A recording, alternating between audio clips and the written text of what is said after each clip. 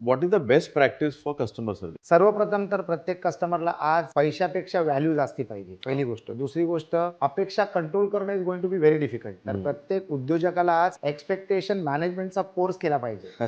आणि ह्या अपेक्षा फक्त कस्टमरच्या नसतात. Expectation management of vendors, expectation management of your team, expectation management of your customer. या एक्सपेक्टेशन्सना मॅनेज करणं हा उद्योजकाचा सगळ्यात मोठा रोल झालेला आहे. सो असा एखादा एक्झाम्पल आहे का की आपल्याकडनं एक किती जरी आपण SOPs लावल्या तरी सर्व्हिस इंडस्ट्रीमध्ये एरर होण्याचे चान्सेस जास्त असतात. आपण ते रिपेअर कसं करू? So with any example you remember? आपण कुठच्याही पायलटला जर पाहिलं, कुठच्या एअरलाईन्सला, तर तो पायलटनी किती जरी तासाचा फ्लाइंग केलं असेल किंवा किती फ्लाइट्स टेक ऑफ आणि लँड केले असतील, तरी त्याला चेक केलं जातं, ट्रेन केलं जातं, त्याची मनस्थिती चेक केली जाते ऑल द टाइम. कारण भरपूर lives are at risk. New reference आणि ब्रँड बिल्डिंग याच्यामध्ये कस्टमर सर्व्हिसचं किती महत्त्व? तुम्ही ब्रँड बनवूच शकत नाही जर तुमची कस्टमर सर्व्हिस चांगली नसली तर. आणि एखादा कस्टमर जर रिपीटेडली येत असला म्हणजे त्याच्या मनामध्ये, त्याच्या हृदयामध्ये तुमचं ब्रँड घडलेलं आहे. आणि एक लॉयल कस्टमर तुमच्या ब्रँड बिल्डिंग एक्सरसाइजला फास्ट ट्रॅक करू शकतो. कारण तो फक्त तुमचा कस्टमर नाही, तर तो तुमच्या बद्दल तुमच्या अनुपस्थितीमध्ये बोलतो,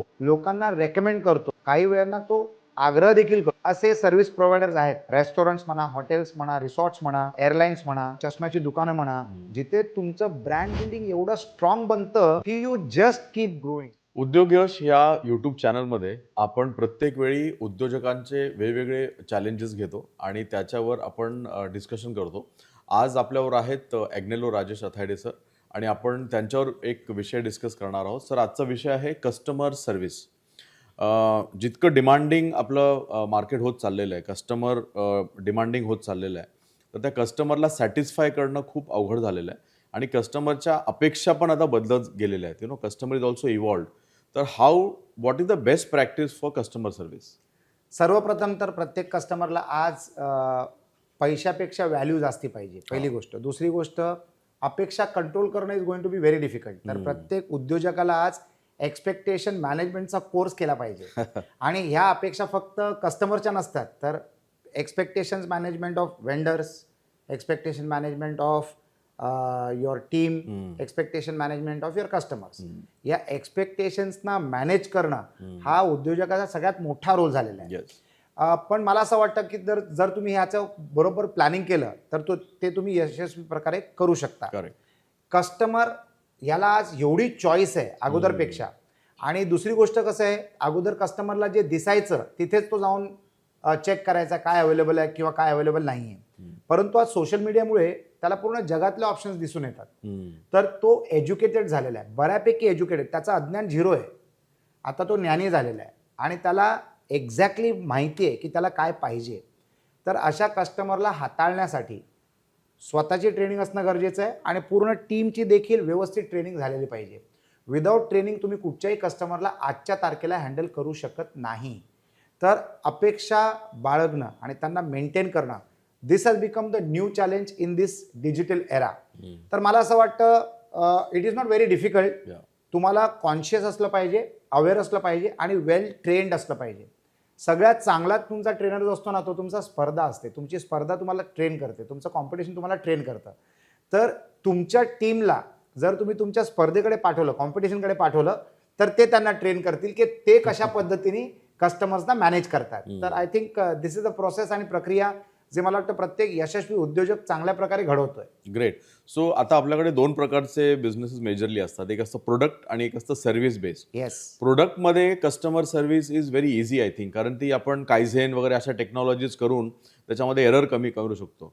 पण सर्व्हिस इंडस्ट्री, जसं तुम्ही यू रन रेस्टॉरंट्स, तर where the system is very difficult, जिकडे आपण खूप एरर्स होऊ शकतात.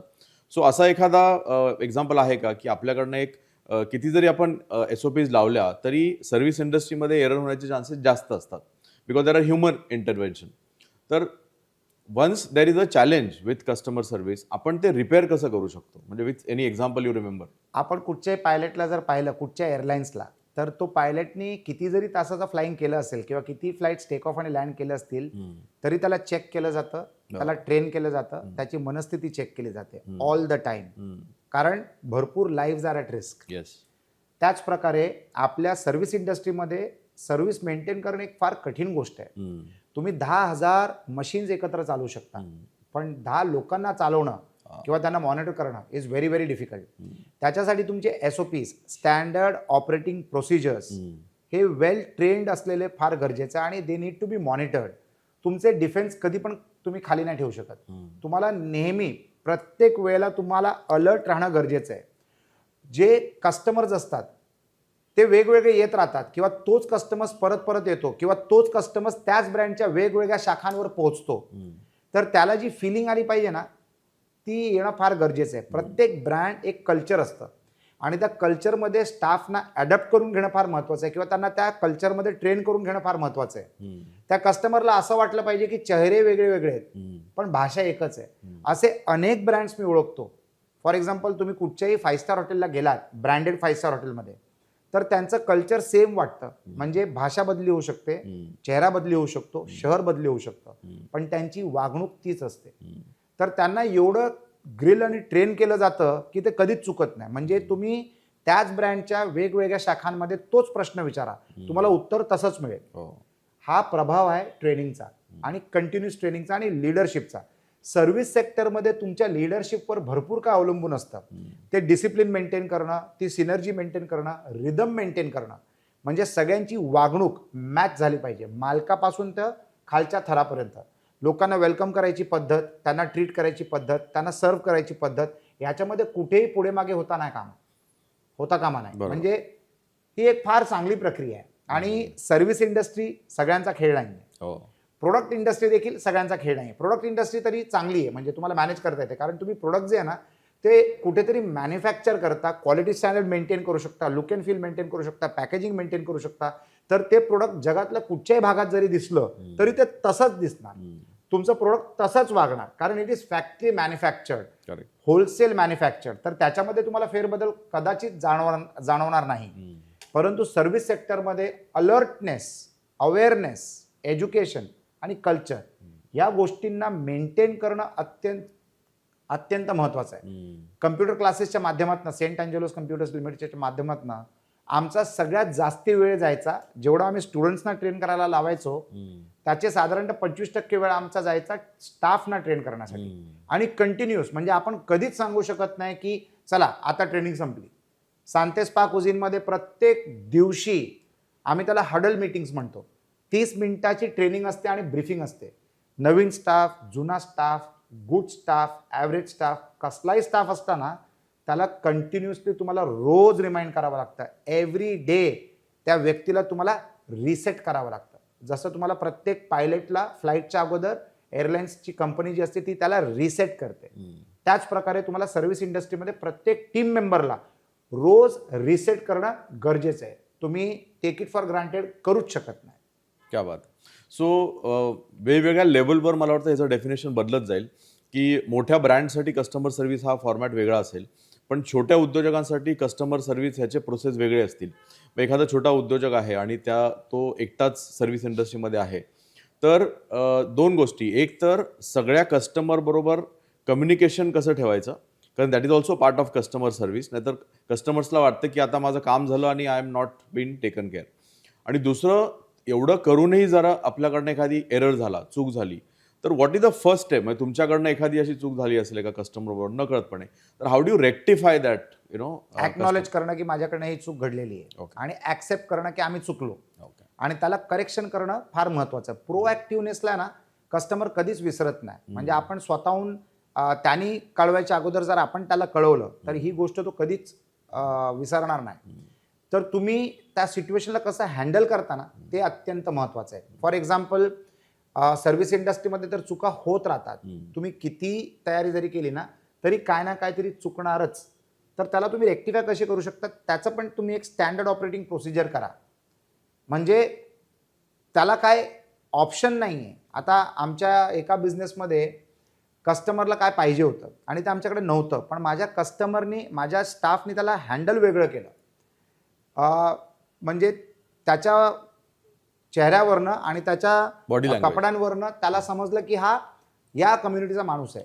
तर त्या कम्युनिटीला ॲड्रेस करून त्यांनी त्या माणसाला ॲड्रेस केलं आणि सांगितलं की जर तुम्हाला ही गोष्ट पाहिजे असेल तर आमच्याकडे नाही आहे. आता त्या कस्टमरला ते खटकलं, कारण ती पद्धत नव्हती त्याला सांगायची. तुरंत आमचा जो मॅनेजर आहे तो त्यांच्यापर्यंत गेला आणि त्यांनी माफी मागितली की सॉरी, पण असं असं आहे, असं नाही आहे.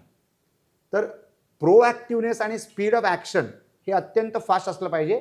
बऱ्याच वेळेला चूक झाल्यानंतर जेव्हा आपण त्याला करेक्ट करतो ना, तो कस्टमर आपला लाईफ टाईम कस्टमर बनतो. म्हणजे जो एरर फ्री कस्टमर असतो ना, ज्याला एरर फ्री सर्व्हिस मिळते, तो आपला कस्टमर असतोच. परंतु जिथे चूक झाली आहे आणि ते आपण रेक्टिफाय केली आहे ना, तो कस्टमर आपला ब्रँड अँबॅसेडर बनतो. तर हा त्याचा फायदा आहे. This is the benefit of proactive customer service. तर आणि हे अत्यंत महत्त्वाचं आहे. लोकांना आवडतं जर आपण त्यांचं नाव लक्षात ठेवलं, त्याच्या आवडीनिवडी जर आपण लक्षात ठेवल्या. बरेच एअरलाईन्स असे आहेत, इंटरनॅशनल एअरलाईन्समध्ये सुद्धा आणि आता एअर इंडियामध्ये सुद्धा असं घडतं.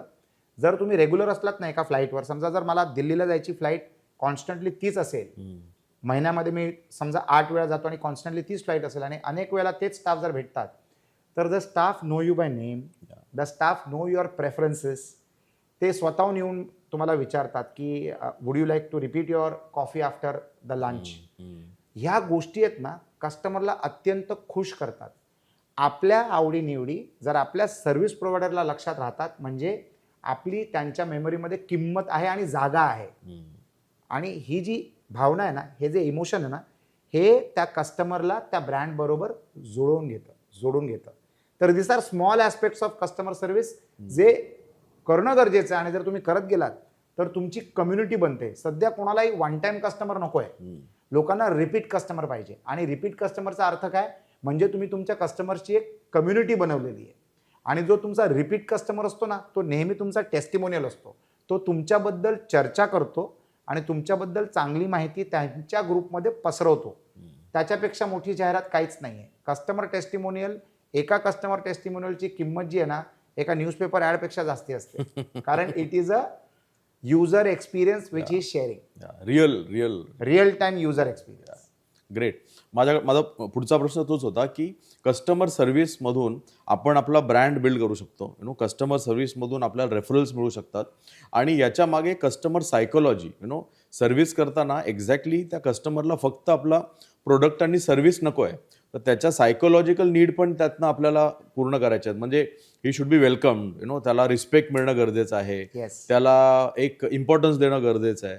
तर ह्या कस्टमर सर्व्हिसमध्ये आपल्याला ह्या गोष्टी पण बिल्ड कराव्या लागतील. तर न्यू रेफरल्स आणि ब्रँड बिल्डिंग ह्याच्यामध्ये कस्टमर सर्व्हिसचं किती महत्त्व आहे? तुम्ही ब्रँड बनवूच शकत नाही जर तुमची कस्टमर सर्व्हिस चांगली नसली तर. आणि एखादा कस्टमर जर रिपीटेडली येत असला, म्हणजे त्याच्या मनामध्ये, त्याच्या हृदयामध्ये तुमचं ब्रँड घडलेलं आहे, म्हणजे he is now become your loyal customer. आणि एक लॉयल कस्टमर तुमच्या ब्रँड बिल्डिंग एक्सरसाइजला फास्ट ट्रॅक करू शकतो. कारण तो फक्त तुमचा कस्टमर नाही आहे, तर तो तुमच्याबद्दल तुमच्या अनुपस्थितीमध्ये बोलतो, लोकांना रेकमेंड करतो, काही वेळांना तो आग्रह देखील करतो. फॉर एक्झाम्पल, तुम्ही जी गाडी वापरताय, म्हणजे त्या कंपनीला पण माहित नाहीये की तुम्ही त्या कंपनीचे सेल्स पर्सन झालेले आहेत. म्हणजे युअर अ सेल्स पर्सन, ज्यांनी पगार नाही घेतलाय, त्या कंपनीला पैसे दिलेत, गाडी घेतलीय आणि तुम्ही त्या गाडीचा डेमो मित्रांना देतात.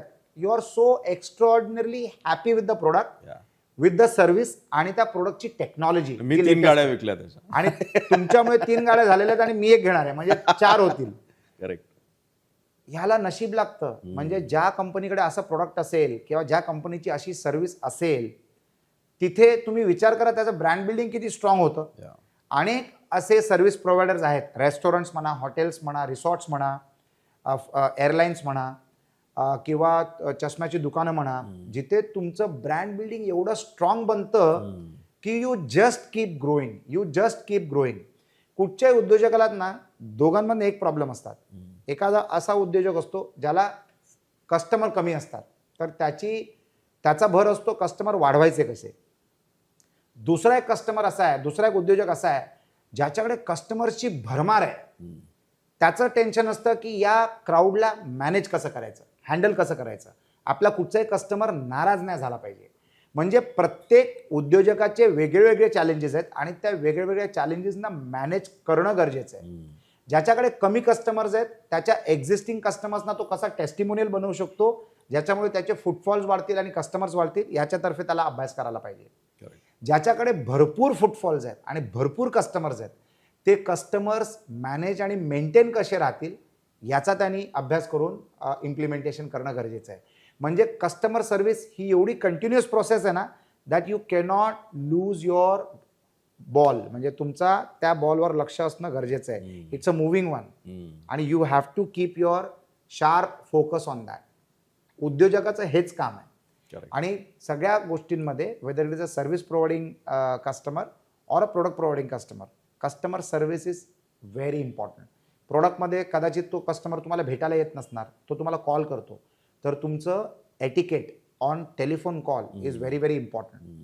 आज असे बरेच कंपनीज आहेत जिथे जर तुम्ही त्यांच्या कस्टमर सर्व्हिसला कॉल केलं तर तुम्हाला असा भाव होतो की जणू काय तो व्यक्ती तुमच्या समोर बसून तुमच्याशी बोलतोय. आदराने, सन्मानाने, माहिती देऊन, सोल्युशन देऊन. तर गरजेचं नाही की समोरासमोर आला तरच कस्टमर सर्व्हिस होतं. तुम्ही त्या कस्टमरला कसे हाताळता, ईमेलवर, व्हॉट्सॲपवर, सोशल मीडियावर, टेलिफोन कॉलवर, या सगळ्या प्रोसेसेस जे आहेत ना आज एवढ्या वेल सिस्टमॅटिकली मेंटेन्ड आहेत कस्टमर रिलेशनशिप मॅनेजमेंटच्या सॉफ्टवेअर्सच्या मार्फत. म्हणजे तुम्हाला रिमाइंडर झाले पाहिजे की तुमच्या कस्टमरला काय हवं आहे आणि कधी, आणि ती माहिती तुम्ही त्याच्यापर्यंत कसे पोहोचवू शकता.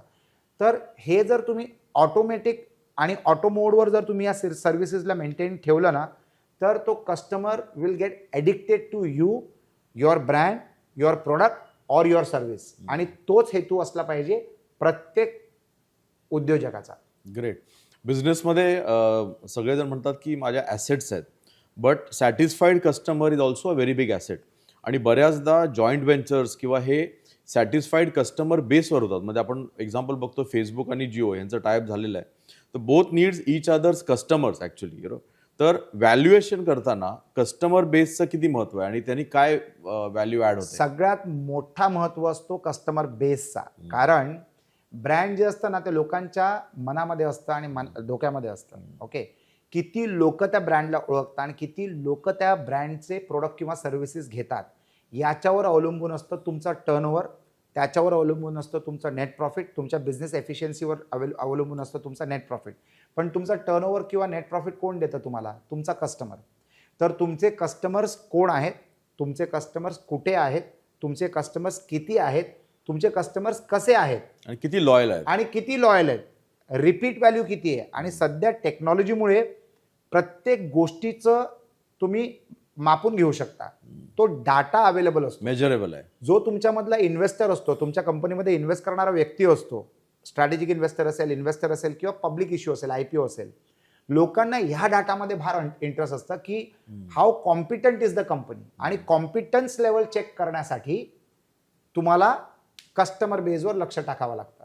तुम्ही बिझनेसमध्ये जेवढे पण ॲसेट्स उभे करतात ना ते कस्टमर्सच्या आधारेच तुम्ही करू शकता.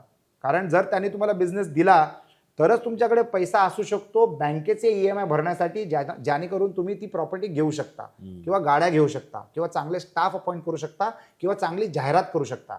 तर व्हॅल्युएशनच्या प्रक्रियेमध्ये सगळ्यात महत्त्वाचा रोल असतो तुमचा लेख, तुमच्या कस्टमर्सबद्दलचा तुमचा लेख. जेव्हा तुम्ही माहिती देता ना त्यांना तेव्हा तो तुमचा लेख, म्हणजे हा ब्रँड किती पसरलेला आहे आणि ह्याचे कस्टमर्स कुठे कुठे आहेत त्याच्यावर अवलंबून असतं तुमची व्हॅल्युएशन. आज एक इन्फ्लुएन्सर जर असला, कारण आज आपण इन्फ्लुएन्सरबद्दल भरपूर म्हणतो, तर इन्फ्लुएन्सर त्याचे सर्व्हिसेस विकतोय टेक्नॉलॉजीच्या आधारे सोशल मीडियावर, यूट्यूबवर, फेसबुकवर, इंस्टाग्रामवर. तर त्याचं काय पाहिलं जातं सगळ्यात अगोदर कोणालाही? समजा एका कस्टमरला जर कॉन्ट्रॅक्ट द्यायचा असेल प्रचाराचा, तर तो काय चेक करतो? तुमचे किती फॉलोअर्स आहेत, किती लोक लाईक्स करतात, किती लोक कमेंट करतात, किती लोक व्ह्यू करतात, याच्या आधारे त्याचा प्राइस पॉईंट ठरवलं जातं. म्हणजे कस्टमर बेस एवढं महत्त्वाचं आहे.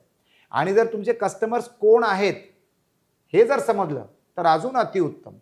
म्हणजे माझे एक मित्र आहेत, त्यांचं चष्म्यांचं दुकान आहे. ते म्हणतात आमचे कस्टमर होते महात्मा गांधी, इंदिरा गांधी, रतन टाटा, महिंद्रा फॅमिली, हे सगळे आमचे कस्टमर्स आहेत. तुम्ही फक्त एवढं जरी बोललात ना तर रेग्युलर कस्टमर्स तर डोळे बंद करून तुमचे कस्टमर्स होतील. 500च्या नोटवर जो महात्मा गांधीचा चष्मा आहे तो आमचा आहे. म्हणजे तुम्ही विचार करा हे किती मोठं टेस्टिमोनियल आहे. You get me? तर तुमचे कस्टमर्स कोण आहेत याचं देखील कॅपिटलायझेशन केलं जातं. आपण जेव्हा पिक्चरमध्ये गाड्या पाहतो, जे हिरो हिरोईन ज्या गाड्या फिरवतात, कदाचित ती पेड ऍक्टिव्हिटी असते त्या ब्रँडला दाखवण्यासाठी, पण जो कस्टमर ते बघतोय ना, त्याला असं वाटतं की बाबा माझा हा आवडता हिरो जर ही गाडी वापरतो तर मला पण हीच गाडी विकत घ्यायची आहे. तर people are the real assets of any business. मग ती काही लोक असू शकतात, म्हणजे ती कस्टमर असतात, स्टेक होल्डर्स असतात, शेअर होल्डर्स असतात, वेंडर्स असतात किंवा टीम मेंबर्स असतात. शेवटी इट इज पीपल बिझनेस आणि त्याच्यात सगळ्यात जास्ती महत्त्व असतं कस्टमरचा, कारण he is paying all the bills. तुमच्या स्टाफचे पगार, बँकेचे EMI, जाहिरातीचा पैसा, गव्हर्नमेंटच्या कंप्लायन्सेसची कॉस्ट, इन्व्हेस्टर्सचे रिटर्न्स, हे सगळे कोण पे करतंय? That is your customer. म्हणून व्हॅल्युएशनमध्ये सर्वात जास्ती महत्त्व तुमच्या कस्टमरचा असतो. ग्रेट. आपण आता सोशल मीडियाचा इम्पॉर्टन्स बघतोय, आपण आता पॉडकास्ट करतोय, तो एखाद्या उद्योजकांनी पॉडकास्ट हा प्रोसेस वापरून कस्टमर सर्व्हिसमध्ये काय ॲडिशन करू शकतो किंवा हाऊ, म्हणजे सगळ्या आपल्या कस्टमर्सपर्यंत पोहोचणं कदाचित अवघड आहे, पण एखादा पॉडकास्ट केला तर आपण आपल्या कस्टमर्सपर्यंत पोहोचू शकतो आणि त्यातनं सुद्धा एक सर्व्हिस देऊ शकतो. तो what can you say about this? Service स्टँडर्डचा आज सगळ्यात चांगलं मापदंड म्हणजे पॉडकास्टिंग झालेलं आहे. प्रत्येक कस्टमरला या प्रोडक्टचा किंवा या सर्व्हिसच्या कंपनीचा मालक कोण हे समजण्याची आतुरता असते, आणि नसली जरी ते पॉडकास्ट दिसलं तर त्याच्यातनं जर त्याचे हावभाव समजले तर the customer becomes closer to the brand. म्हणजे प्रत्येक ब्रँडच्या मागे एक व्यक्ती असते किंवा अनेक व्यक्ती असतात, एका परिवारातले किंवा एका प्रोफेशनल टीममधले. फॉर एक्झाम्पल निखिल कामत करतात. फॉर एक्झाम्पल आता जे निखिल कामत करतात त्यांचं ब्रँड व्हॅल्युएशन पॉडकास्टिंगमुळे एवढं मल्टिप्लाय झालंय. आता ते इलॉन मस्क बरोबर बसून त्यांनी पॉडकास्ट केलं. याच्या अगोदर आपल्या देशातल्या सगळ्यात महत्त्वाच्या व्यक्तीबरोबर त्यांनी केलंय, प्राईम मिनिस्टर बरोबर केलंय पॉडकास्टिंग. तर that shows the depth of Nikhil Kamat. तर पॉडकास्टिंगच्या मार्फत तुम्ही कस्टमर सर्व्हिस करताय, कारण एका कस्टमरला समजतं की तुमचे व्हॅल्यूज काय आहेत, तुमची फिलॉसॉफी काय आहे, त्या प्रोडक्ट किंवा सर्व्हिसच्या मागचे तुमचे विचार काय आहेत. सडनली तुम्ही तुमचा दृष्टिकोन चेंज करतात त्या प्रोडक्ट, त्या सर्व्हिस किंवा त्या ब्रँडतर्फे. हल्ली podcasting has become so mandatory की एव्हरी एंटरप्रेनर, प्रत्येक उद्योजकाला पॉडकास्टिंगमध्ये सहभागी झालं पाहिजे. पब्लिक स्किल्स तर इम्प्रूव्ह होणारच, परंतु तुमच्या जनतेला किंवा तुमच्याशी निगडीत लोकांना तुम्ही कोण आहात, तुम्ही कसे विचार करता, तुम्ही कसे वागता, तुमच्या अपेक्षा काय आहेत आणि तुम्ही काय अपेक्षा पूर्ण करू शकता तुमच्या प्रोडक्ट किंवा सर्व्हिसच्या मार्फत. This is straight from the horse's mouth. म्हणजे डायरेक्ट संभाषण आहे तुमचं लोकांबरोबर, आणि this has become a very popular medium. म्हणून ह्या पॉडकास्टिंगच्या मार्फत आहेत ना, तुम्ही खरोखर लोकांच्या मनामध्ये शिरू शकता ॲज अ उद्योजक. Great. I think that was a great insight on customer service. आणि आपण असेच वेगवेगळे विषय घेऊन परत एकदा उद्योग यशमध्ये येऊया. Sir, thank you for the time. धन्यवाद. माय प्लेजर.